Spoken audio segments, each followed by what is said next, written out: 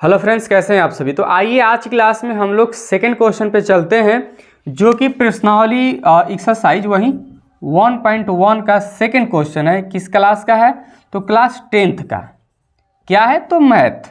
और प्रश्नावली के नाम सुनते ही आपको नहीं पता चल रहा है कि मैथ है, बिल्कुल भी।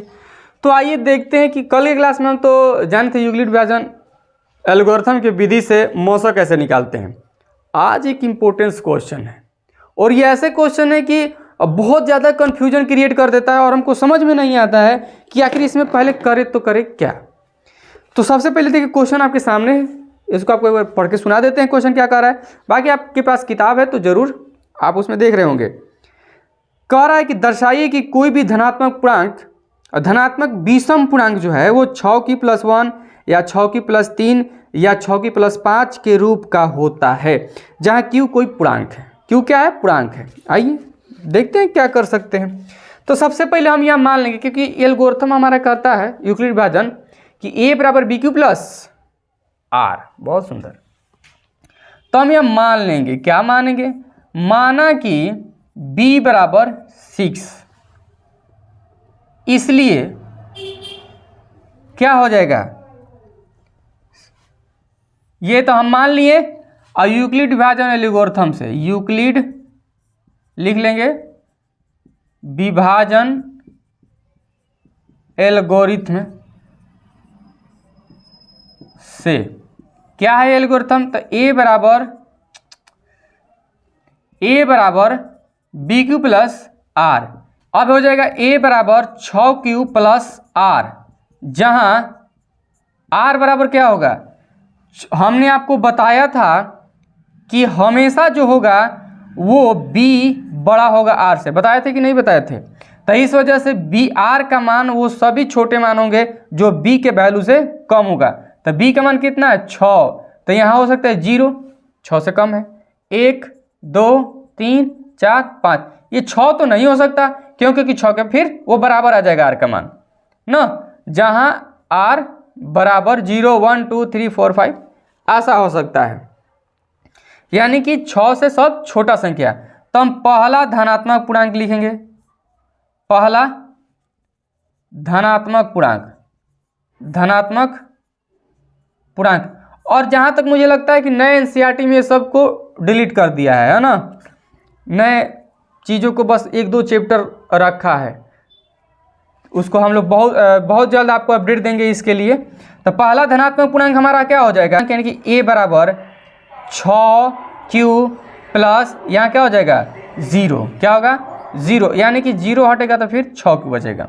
अच्छा, दूसरा धनात्मक पूर्णांक ध्यान से समझिएगा ना, इसका एंड में आपको एक बहुत ही मजा चीज आने वाला है, आप देखना। दूसरा धनात्मक पूर्णांक क्या होगा? धनात्मक पूर्णांक बराबर A = 6 की +1। इसी तरह लिखते जाएंगे।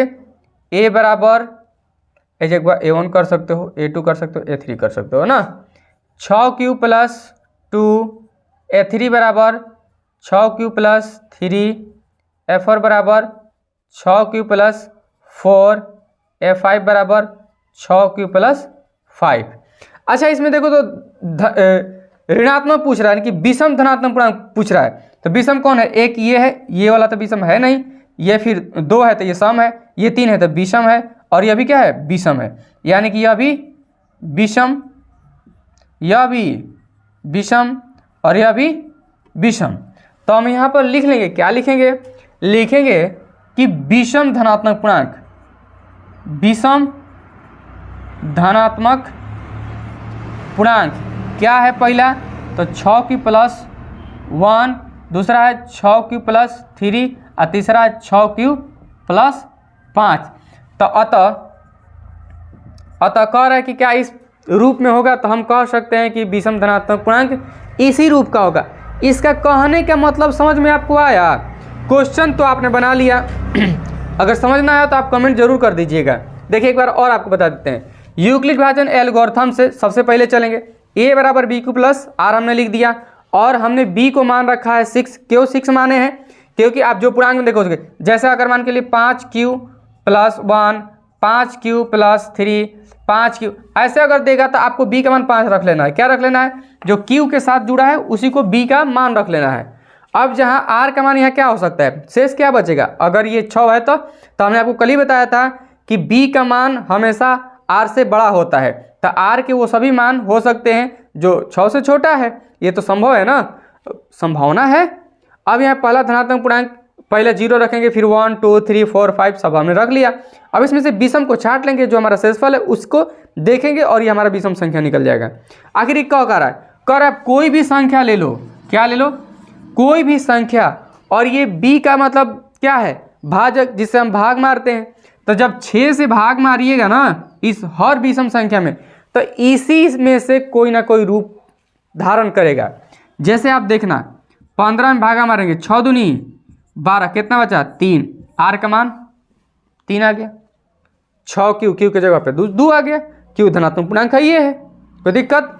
अब कोई भी बोलो, ये कोई भी बोलिए ना, आप कहोगे कि सर अपना 17 ले लीजिए। आइए हम 17 ले लेते हैं। 6 से मारिए, 6 6 12 36 18, 6 दूनी 12, 2 बार में गया।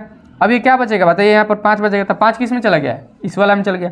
आप कहेंगे सर 19 ले लीजिए, तो जरा आइए हम 19 ले लेते हैं। तो 6 से भाग मारे 36 18, कितना बचेगा? 1 बचेगा। अब ये किस में चला गया? देखिए 6 क्यू के जगह पे 3 प्लस शेष के जगह पे 1, ये किस रूप का है? इस रूप का है।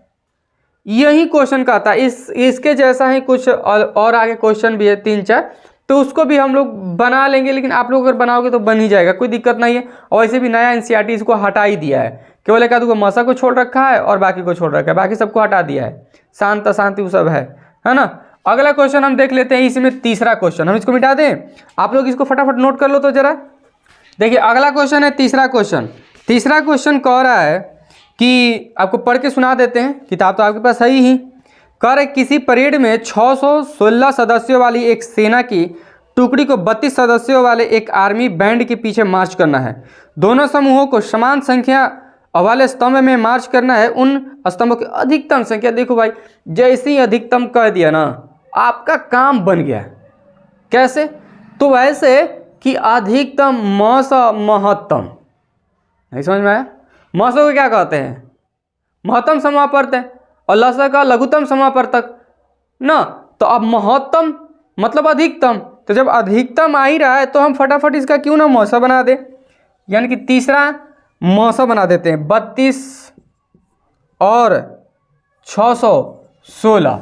अब देखिए, अब आपकी मर्जी है कि मौसा आप किस विधि से बनाओगे। एक तो हमारे पास ये विधि है और दूसरी यूक्लिड विभाजन एल्गोरिथम है। यूक्लिड विभाजन एल्गोरिथम, यह भी विधि है। यह विधि कहता है a बराबर बी क्यू प्लस आर, है ना, जो कि इसमें कौन बड़ा है? 616 बड़ा है और 32 छोटा है, इसलिए हम 616 को बाहर रखेंगे और 32 यहाँ गुणा आप करेंगे। चलिए आप इसको कटाओगे ना, 19 बार में चला जाएगा। कितना बार में? 19 बार में। अब बचेगा कितना? तो 8 है। अभी भी शेष बच गया ना, r बराबर क्या बच गया? 8 बच गया कि नहीं बच गया? तो अभी 8 बच गया, तो हम अभी और आगे बढ़ेंगे, यानी कि वह 32 बड़ा है किससे? 8 से।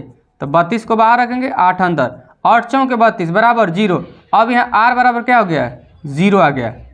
अगर r बराबर 0 आ गया तो अब हम मौसा कह सकते हैं, यानी कि मौसा। किसका मौसा?